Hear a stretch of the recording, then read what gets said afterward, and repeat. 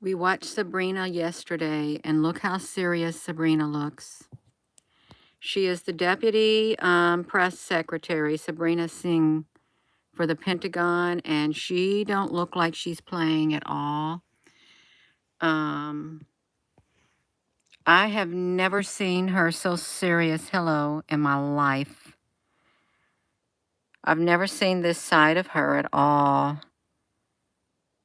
They're getting ready to do something. Now, why do they have to announce their counterattack? Yeah, we're home, DJ honey. They may not let nobody on here, but me and you going to watch this. I hope we can hear it. I really do. Let's listen to it. For more on the looming U.S. counterattack, we're joined now by Deputy Pentagon Press Secretary Sabrina Singh. Thank you so much for joining us. Do you have an update on how the injured American servicemen are doing now, including the 8 who had to be evacuated? Yeah, thanks, Lindsay, for having me today. As you've mentioned, we did have 8 service members who sustained injuries that did require evacuation from Jordan to Baghdad, 3 of which who did get evacuated out to Landstuhl. I believe they are in stable condition. The 5 remaining in Baghdad have returned to duty. And of course, we did sustain additional injuries throughout the facility that was impacted. And of course, that tragically led to the death of 3 of our service members. But again, the reported number of injuries, I believe, were above over 40 now. That number can continue to fluctuate, but we're doing everything we can to make sure that they have the medical attention that they need. And we understand Central Command is assessing why the incoming drone was not shot down. Can you confirm reports that troops on the ground in Jordan thought it was a returning American drone and didn't try to stop it? Yeah, I've seen those reports. Again, I'm not going to get ahead of Central Command and their review of what exactly happened. Hello, Surfer it's something Girl. that we're looking into. We are trying to investigate and trying to figure out how this drone was able to evade U.S. air defenses. But I'm certainly not going to get ahead of Central Command as they continue to review the facts, continue to review the information that's coming into them. And when we have a more fulsome picture, I'd be happy to come back and talk more about that. Understood. A spokesperson for the Iranian mission for the UN called the U.S. the aggressor and said Iran had nothing to do with these drone strikes. How do you respond to that claim? Yeah, I would say that that's pretty ridiculous. We've seen over 100 attacks on U.S. forces between Iraq and Syria, and of course, now one in Jordan that happened earlier this week. These attacks have been happening since October 17th. We know who's responsible for these attacks. These are IRGC-backed militias. These are groups funded, equipped, trained and supported by Iran. So we know exactly who's responsible in terms of how these groups get their support.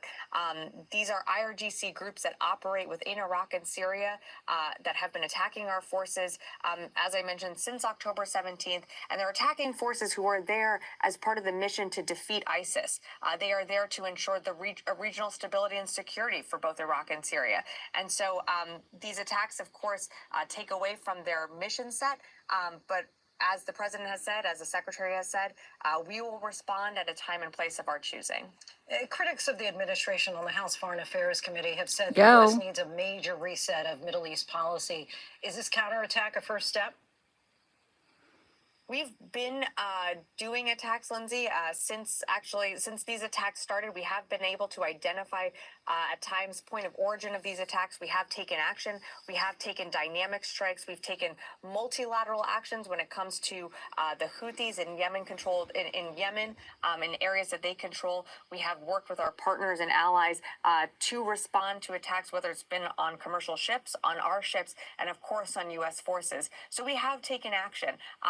I think what you're referring to is forecasting any additional action we're going to take, and I'm not going to do that. As my boss says, we own the clock here, and so I'm going to make sure that our military, when we decide to take action, that it's at a time and place where we feel right, but I'm certainly not going to get ahead of when that is. As we heard in Martha's reporting, the president says the U.S. will launch a counterattack lasting several days. He also said he doesn't wish to escalate tensions in the region. How can both things be true at the same time? Well, they can be, because we don't want to see escalation in the region. We don't seek a wider regional war, and that's exactly what the president said. However, we're not going to sit back and let these attacks go unanswered. We are going to respond.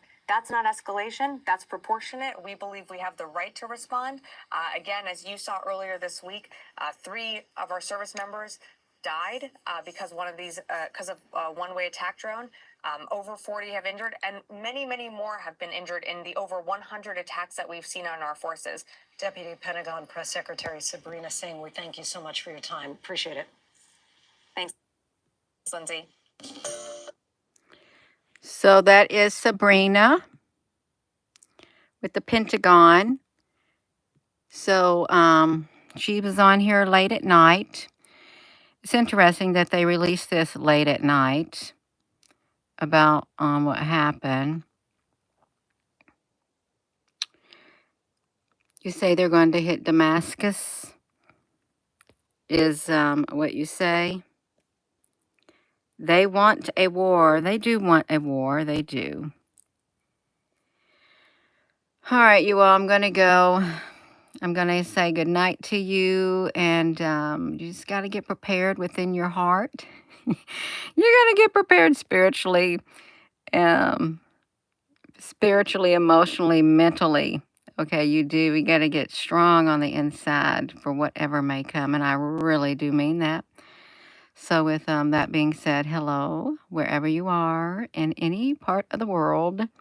Hello from my heart to yours. Love you. Have a wonderful rest of your evening.